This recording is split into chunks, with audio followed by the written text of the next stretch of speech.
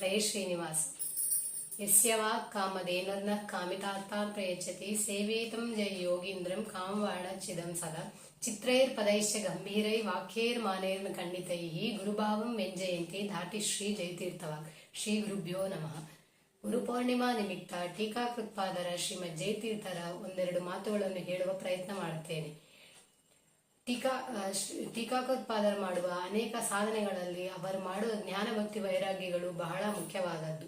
ಜ್ಞಾನ ಭಕ್ತಿ ಹರೇ ತೃಪ್ತಿ ವಿನಾ ವಿಷ್ಣುರಪಿ ಕ್ವಚಿತ್ ಅಂತ ಹೇಳಿ ಶ್ರೀಮದಾಚಾರ್ಯರು ತಾವೇನು ಪರಮಾತ್ಮನಲ್ಲಿ ಪ್ರಾರ್ಥನಾ ಮಾಡಿದ್ದರು ಅದನ್ನು ತಮ್ಮ ಜೀವನದಲ್ಲಿ ಅಳವಡಿಸಿಕೊಂಡಿದ್ದರು. ಅಂತಹ ಟೀಕಾಕೃತ್ಪಾದರು ಒಳ್ಳೆಯ ರಾಜನ ವಂಶದಲ್ಲಿ ಹುಟ್ಟಿದವರು, ಭಾರೀ ಶ್ರೀಮಂತರಾಗಿರುತ್ತಾರೆ.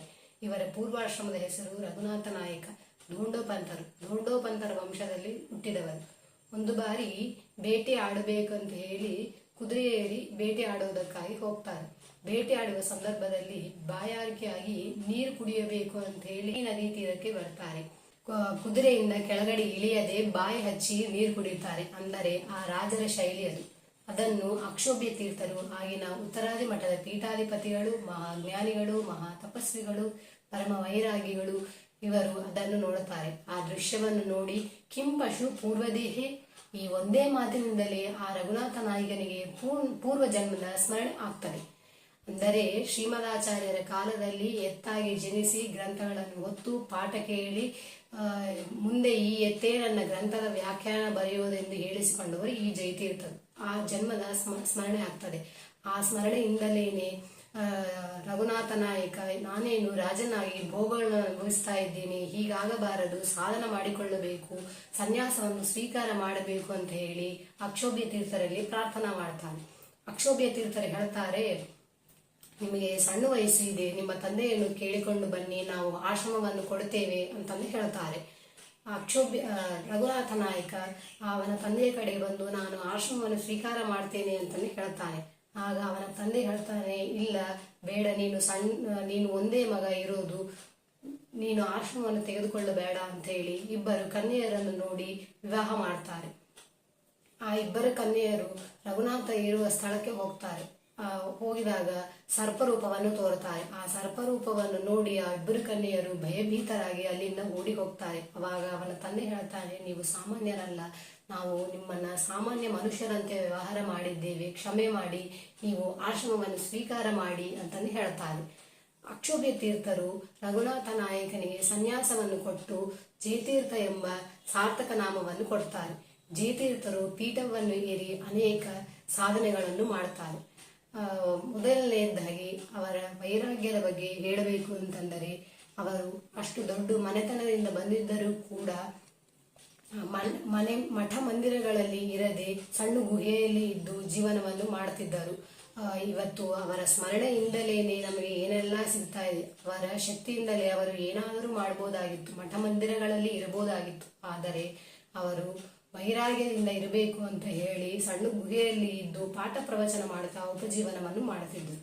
ಅಷ್ಟೇ ಅಲ್ಲದೆ ಅವರ ಪ್ರತಿನಿತ್ಯದ ಭೋಜನ ಹೇಗಿತ್ತು ಎಂದರೆ, ಅವರ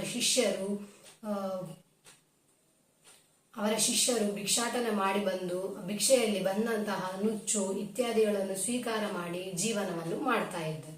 ಇದು ಅವರ ವೈರಾಗ್ಯದ ಬಗ್ಗೆ. ಇನ್ನು ಅವರ ಜ್ಞಾನದ ಬಗ್ಗೆ ಹೇಳಬೇಕೆಂದರೆ, ತತ್ವಜ್ಞಾನ ಕ್ಷೇತ್ರದಲ್ಲಿ ಅವರು ಮಾಡಿದಂತಹ ಉಪಕಾರ, ಅವರು ಮಾಡಿದ ಅನುಗ್ರಹ ಬಹಳ ದೊಡ್ಡದಾಗಿದೆ. ಇವತ್ತು ನಾವು ಮಾಧ್ವರು ಶ್ರೀಮದಾಚಾರ್ಯ ಶಿಷ್ಯರು ಅಂತ ಹೇಳಿಕೊಳ್ಳಬೇಕು ಎಂದರೆ ಇವರು ಬಹಳ ಮುಖ್ಯ ಕಾರಣರಾಗಿದ್ದಾರೆ. ಶ್ರೀಮದಾಚಾರ್ಯರು 37 ಗ್ರಂಥಗಳನ್ನು ರಚನೆ ಮಾಡಿದ್ದಾರೆ. ಅವರು ರಚಿಸಿದ ಗ್ರಂಥಗಳು ನಮಗೆ ತಿಳಿಯಬೇಕು ಹಾಗೂ ಅರ್ಥವನ್ನು ತಿಳ್ಕೋಬೇಕು ಅಂತಂದರೆ ಇವರು ಮುಖ್ಯ ಕಾರಣರಾಗಿದ್ದಾರೆ. ಇವತ್ತು ವಾದಿರಾಜರು, ರಾಯರು, ವ್ಯಾಸರಾಯರು, ರಘುತ್ತಮರು, ವೇದೇಶ ತೀರ್ಥರು, ಸತ್ಯಧ್ಯಾನರು ಇನ್ನ ಮುಂತಾದ ಗುರುಗಳು ಹೇಳ್ತಾರೆ, ಶ್ರೀಮದಾಚಾರ್ಯರ ಗ್ರಂಥಗಳ ಅರ್ಥವನ್ನು ತಿಳಿಯಬೇಕು ಎಂದರೆ ಟೀಕಾಕೃತ್ಪಾದರ ಬಹಳ ಕಾರಣರಾಗಿದ್ದಾರೆ ಎಂದು ಹೇಳ್ತಾರೆ.